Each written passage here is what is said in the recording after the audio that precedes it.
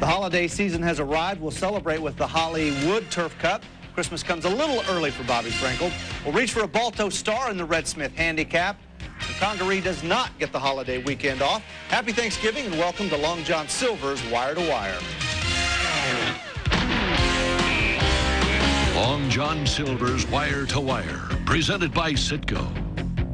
Glad you're with us for our Thanksgiving edition of Long John Silver's Wire to Wire. Jeff Metters along with Randy Moss. And if the turkey doesn't slow you down, you need to head to the track. It's a huge racing weekend, but as we get into final furlongs, last weekend was a little bit quieter. Just 4 graded stakes races last weekend. For various reasons, we chose the only grade 1 of the week, the Hollywood Turf Cup, as our race of the week, and we'll show that a little bit later. But we start final furlongs with the race that had actually a better field than the Hollywood Turf Cup, and it was a grade 2. That's the Red Smith Handicap at Aqueduct. 2 Millionaires, Balto Star and Cataweo, but the favorite was the Barkley Tag trained Macaw, who had been second in 2 of his last 3 starts in grade 1s. Mile and 3/8 on soft turf, and as we pick up the action, Balto Star in his customary spot on the lead. Balto Star, the leader. Wyatt Ruler has moved into second. He flies, gains towards the inside. Then it's revved up. Tripat has dropped out of it. Next comes Deputy Strike and Macaw, and they're at the head of the stretch. It is Balto Star looking to go wire to wire. He's got a 4-length lead now. Then it's He Flies, revved up, Deputy Strike, Macaw, and Cataweo, who's making a late run. But now they're coming for the 16th pole. And it is Balto Star in front by 5. Then Cataweo and Macaw. And Balto Star has done it. Wire to wire. This might be my favorite horse. What a sweetheart around the barn. Balto Star, who stopped to a walk in the Breeders' Cup Turf, goes wire to wire in the Red Smith, wins by 3 1/4. He had an 8-length lead in mid-stretch, and again, Macaw runs second in a big race. Owned by Stewart and Anita Subotnick, trained by Tom Fletcher, ridden by Johnny Velasquez. 2 wins this year now. The UN at Monmouth and the Whirlaway at the Fairgrounds in February, in which he easily defeated Mineshaft.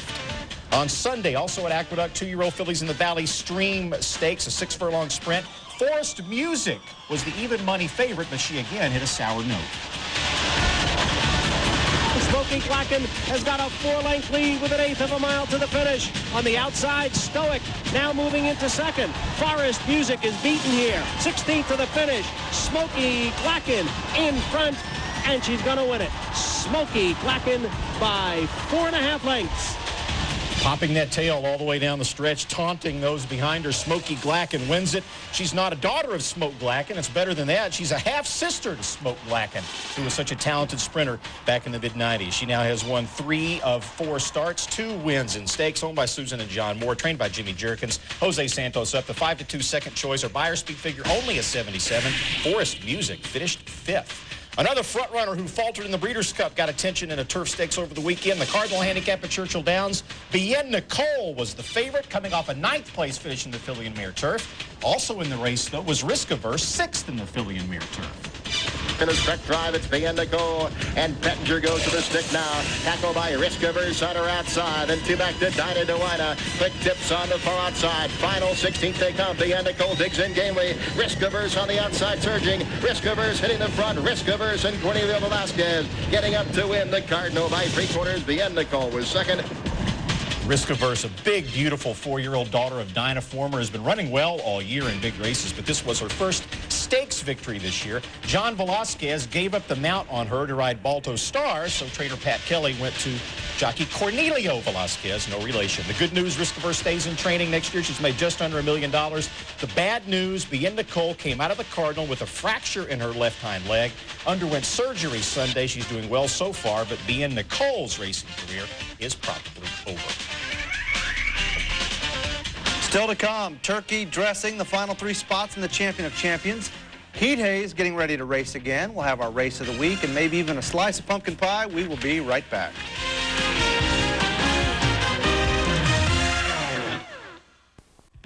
This ESPN2 presentation of Long John Silver's Wire to Wire is brought to you by Long John Silver's Seafood the way it ought to be. Citgo, we know you. The American Quarter Horse Association. Let freedom ride. The big season finale at Los Alamitos is always the $500,000 Champion of Champions. This past weekend, they had the Z. Wayne Griffin Directors Trials to determine 3 more spots. Two divisions here in the first division. There is the downside, co-owned by country music star Toby Keith, and the favorite Chicks First policy, but only one would qualify for the champion of champions.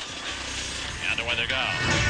And a perfect start for Chicks First policy on Zucchi Street. They came out running strongly. The downside is also right there. Royal Time Classic, and now coming through down along the inside is Bobcat. Bob is any one of five can win Zucchi Street. And the downside, Royal Time Classic, is coming on belatedly in the far outside, but it's a 3-year-old. The downside to get up and win the first trial for the Z. Wayne Griffin. The downside qualified for the All-American Futurity last year in just the second start of his career. He'll get a rematch with the winner on that day. A.B. What a Runner is already in the Champion of Champions field. This is an all-star connection. Besides Toby Keith, trained by AQHA champion trainer Paul Jones, ridden by AQHA champion jockey Ramon Sanchez. The other two additions in the 10-horse field came in the second division. Buccaneer Beach was the favorite, and Kate's Driver was the third choice. The 3 horses co-world champion, Streak and Sentacha. And away they go. And a good start for Buccaneer Beach and J.D. Pesky. Kate's Driver's running powerfully down along the inside, and here comes Streak and Sentacha, who begins to close in. Harleyman on the far outside. Buccaneer Beach and Kate's Driver now hook it up, and Harleyman continues to come on fast on the outside, but it's Buccaneer Beach and Kate's Driver, and Buccaneer Beach wins it. Buccaneer Beach and Kate's Driver will be a part of the $500,000 race. Buccaneer Beach and the downside were both $10,000 supplements. Buccaneer Beach is trained by Jesus Nunez, who was the leading thoroughbred trainer at Los Alamitos last year. This will be the first starter he's ever had in the Champion of Champions. Now remember, the other horses have earned their way in by winning big races. You got the co-world champion in there. Who's Leaving Who? Catch Me in Your Dreams has been very good this year. Panther Mountain just won the MBNA Challenge Championship. A.B. What a Runner. She's world record potential every time she goes to the track. Now to the Marathon National, $175,000 in prize money. The favorite was an entry from trainer Laura Pinelli. Available credit very fast on the outside, but Hero's Call won't give up the rail. These two go nose and nose. Harbor Beach is another 2.5 lengths back in third. Warren Remembrance and Coolmore. But Hero's Call, being beautifully ridden by Tyler Bays, takes the turn absolutely picture perfect. And Hero's Call is going to be tough to beat from here, as Hero's Call down along the inside, available credit. But Hero's Call, Tyler Bays, a beautiful ride here on Hero's Call, coming home a length in front of available credit. Tyler Bays, an Eclipse Award-winning apprentice jockey, made his Los Al debut, a winning one on Hero's Call. Hero's Call was coming off a 3-month break. Didn't matter. Still won by a length and a quarter. Pinelli will have 3 in the finals. Sterling Sport, who just won the MBNA Distance Challenge Championship, failed to make the December 14th finale. And while we're on the 870 theme, how about the Lone Star Park Distance Championship? A grade 3, the 4-horse. Run and Pray was the favorite, but could he catch Get Solid? Into the stretch, and Can't Be Quick with the advantage of the inside. Slips almost a length in front from Get Solid, who moves up to challenge again. And a length to Run and Pray with King Rick Rack looking for room. It's Get Solid drawing to the front, kicking away, and Get Solid got it won. King Rick Rack splitting horses late, but Get Solid wins. Can't Be Quick surrendered in the stretch. Get Solid with Gilbert Ortiz pulled away for a comfortable win. Run and Pray and King Rick Rack finished a tight second and third. The gelding is a homebred for owner Fred Yamaguchi. Trainer Keith Taylor would lead this one into the winner's circle. Enough with the 870s, but one more from Lone Star Park. It's the Cool Q Baby Handicap. $20,000, the ladies going 400 yards. 3 horses would come within a blink of winning this race. It was a tight finish. Racing. The Cheetah is well away. So too is Joyalty. Lisa going very fast with Mary Cartel. The inside pair are right in it. Copper Fly starting to loom up. Carlotta Dream the extreme outside. Lisa's the leader. Carlotta Dream gunning her down. And Copper Fly and Go You Must flies. 12 100ths of a second would separate first from sixth. In fact, Fast Del Rey and the Cheetah would finish in a dead heat for fifth. Belisa won by a neck, while Go You Must was a neck in front of Carlotta Dream. It was basically just a log jam at the front. Belisa is an Oklahoma bred for Jack Kaiser. For information on how you can become a Racing American quarter horse owner, just call 1-800-414-RIDE. When we come back, Congaree is gearing up for a race that he dominated a year ago. Lots to preview, including another great weekend of racing at Churchill Downs. We will be right back.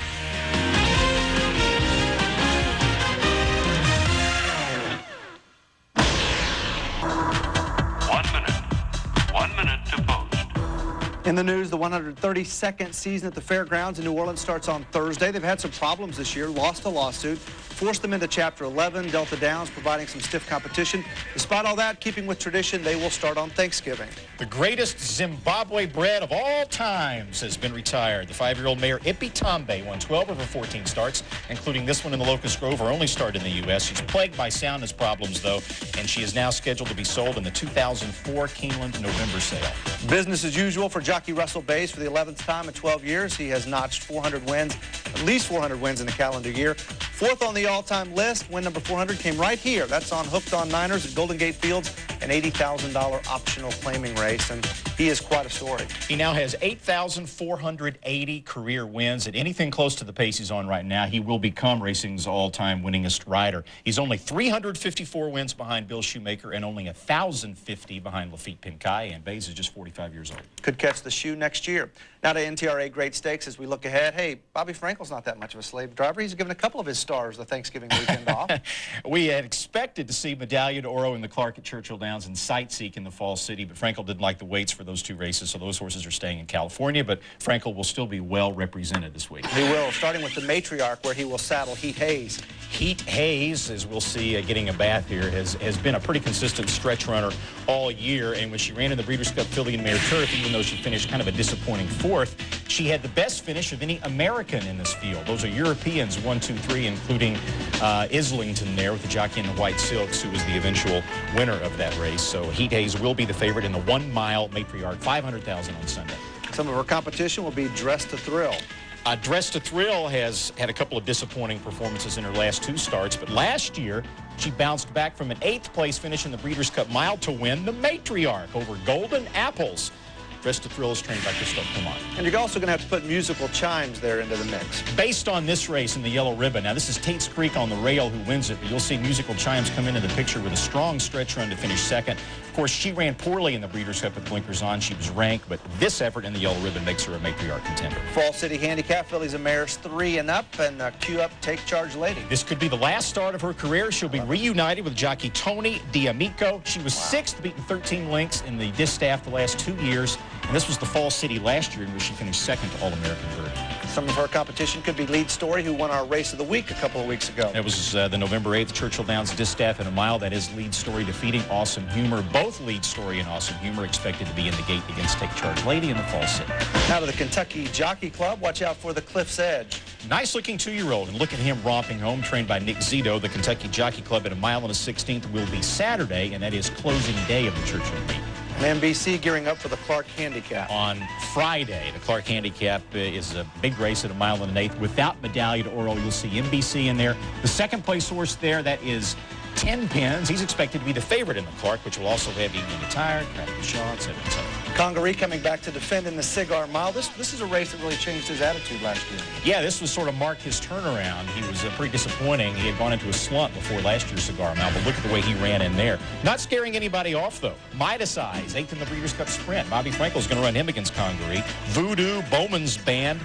Despite Congaree's big race in the Breeders' Cup Classic, they're taking shots at this. All right, upcoming stakes. We talked about this past weekend, only 4 graded stakes in there, but it's a field day here, and you can start making notes right now and gearing up for Final Furlong. And not just graded stakes races by the bushel, but also good horses. A lot of times toward the end of the year, you don't see this many top horses running, but it's nice to see. Those horses are still in action, and we'll see a lot of them this week. Ends with a flurry, 2 grade 1s there at Hollywood Park. We need a gong where we can bang the gong and bow, and as we get into the Japan Cup, and some pretty good horses heading over there, too. $4.3 million is the purse of the Japan Cup, and keeping with our theme of good horses from 2003 staying in action toward the end of the year, we will see Johar running in the Japan Cup. Now, the Japan Cup is a grass race. There is also the Japan Cup Dirt. Also, Seraphan, last year's runner-up in the Japan Cup, and we'll show you that race in just a second. Seraphan was withheld from the Breeders' Cup Mile because trainer Neil Drysdale didn't like the way he was training. Instead, he brought him back in this allowance race just about a week or so ago, and you can see Seraphan ran well. And last year, going the other direction in the Japan Cup, that's Seraphan finishing second, beaten just a nose to Fallbrov. Fallbrov, of course, the very talented horse who was a good third in the Breeders' Cup Turf this year. Look at that finish in last year's Japan Cup. Now, there's Johar. He's won 2 of 4 tries this year and about $900,000. And this is, of course, the Breeders' Cup Turf with Fall Bravo on the rail, high chaparral between horses and Johar, trained by Richard Mandela on the outside. Johar finishing on even terms with high chaparral. And now on to Japan for Johar. And you were just talking about Islington. Yeah, her original plan was maybe to skip the Breeders' Cup and go straight to the Japan Cup, but they decided to run her in the filly and mare turf. Good decision. She wins that race, and we'll see if she can now hold her form against the males in Japan. And Danon in there, but he hasn't won a race since last June. And I think this will be the last start of his career, if I'm not mistaken. He's scheduled to go to stud in Japan after this race, trained there right now by Bobby Frankel. And we talked about the Japan Cup Dirt. $2.1 million in Fleet Street Dancer, second on the outside there in the Goodwood behind. Pleasantly Perfect, who wound up winning the Breeders' Cup Classic. The money's one thing, but for the trainers, the jockeys, and the owners, it has to be a great experience to head over to Japan and be a part of that. Yeah, and there you see the 4 U.S. horses in the Japan Cup, including Slough Valley. We didn't talk about him yet. And the Japan Cup Dirt, not only Fleet Street Dancer, but also Out of Here. Japan Cup Dirt Saturday, Japan Cup on Sunday. As we mentioned, it's a huge weekend of racing. As for us, we're not quite done. We're about a mile and a half from home in the Hollywood Turf Cup in our Race of the Week.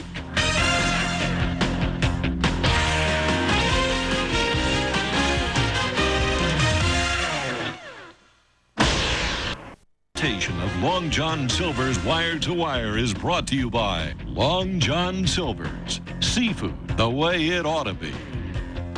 Citgo, we know you. NTRA.com. To learn more about the sport of horse racing, log on to NTRA.com. Equibase.com, your official online source for racing information, from entries to results and everything in between. Equibase.com is a service of Equibase Company, the thoroughbred industry's official database. Crack staff already hard at work on next week's show. You can join us Tuesday at 2 for more information. Just go to ESPN.com, click on horse racing. And just a reminder, on Saturday, December 6th, from Candyland Farm in Middleton, Delaware, is the Thoroughbred Charities of America auction and dinner. They do so much in terms of the industry. We're talking 7 figures a year in areas like equine research and scholarships. If you'd like to be a part, you can reach them by phone or online. Well, it was just a week ago in our NTRA Great Stakes segment, we set up the Hollywood Turf Cup, and we talked about a couple of horses that in the end weren't even there at post time. We hate it when that happens. And usually when that happens, it's Bobby Frankel that changes his mind and does it to us. Both Megahertz and the Tin Man were not entered in the Hollywood Turf Cup. Frankel, the trainer of Megahertz, decided not to run his female against the boys, but he had 3 other horses in the race, including a couple that did quite nicely. He was also chasing some records on a national scope and also a worldwide level. Here's the call. They're up.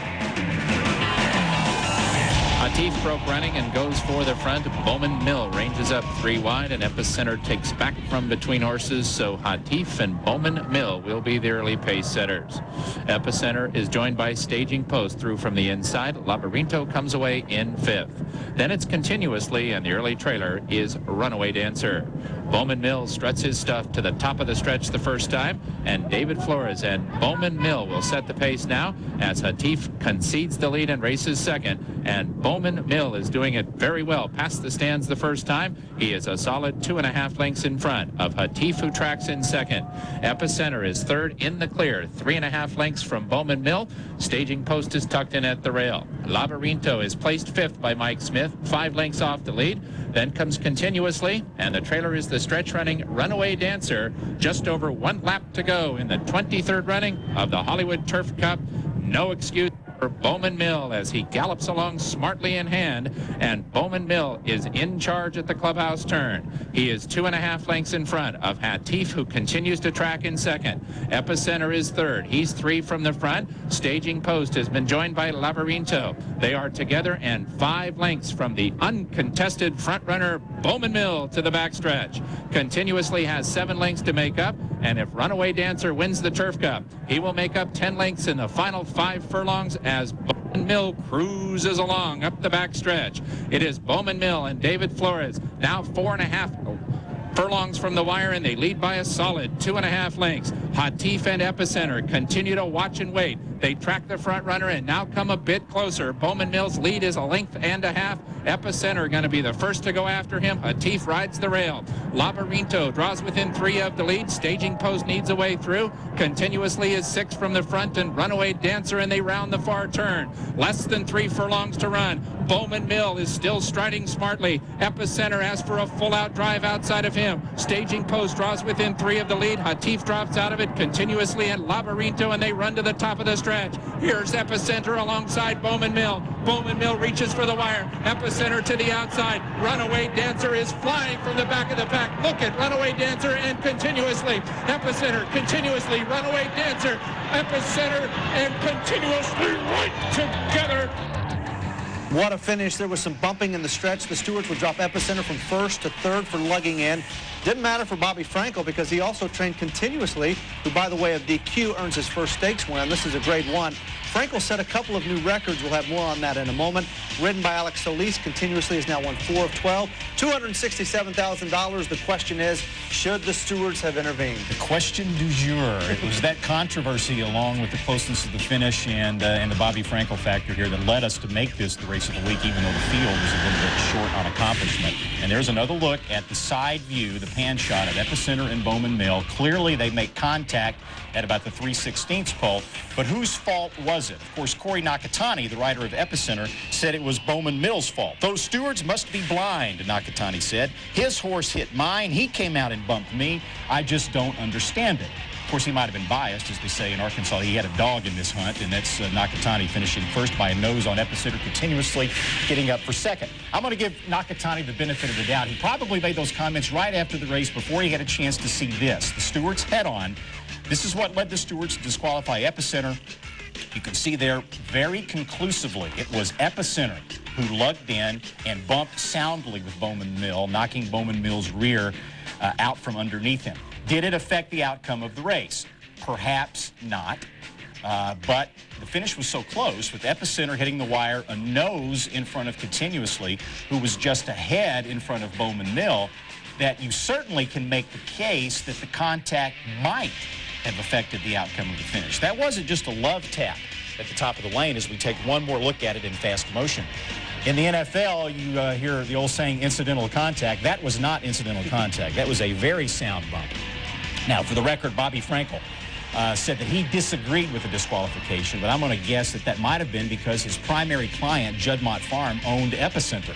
So Frankel there in the winner's circle is trying not to smile too broadly with his new wife, Bonita, as he stands next to the board there that signifies, he's trying to frown, signifies his new Hollywood Park record. Breaking Charlie Whittingham's record, but the big one is 24 Grade 1 victories. It's a new world record, and he is a Grade 1 magnet. That record was held jointly between Frankel and European trainer Aidan O'Brien, who won 23 Group of Grade 1s in 2001 in Europe and in the U.S. Now it belongs solely to Mr. Frankel. He is smiling in that picture, by Yes. the way. Yeah. And we just wanted to take a minute to wish everybody a happy Thanksgiving. We hope you have a great weekend. You got big plans? No, actually, I'm going to go home, as most people do. We're celebrating with our pumpkin ties on today. Yes, we are. And it will, as we noticed, it'll be a busy wire to wire next week. So long, everyone.